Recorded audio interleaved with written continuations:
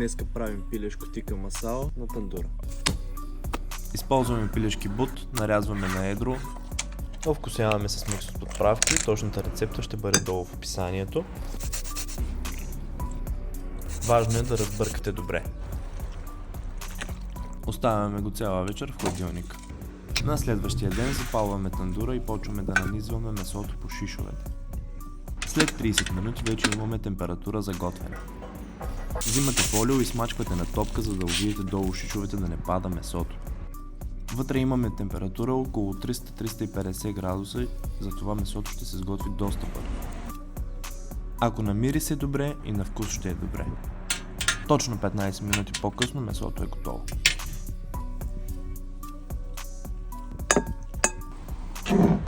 Много сочно и супер аромат.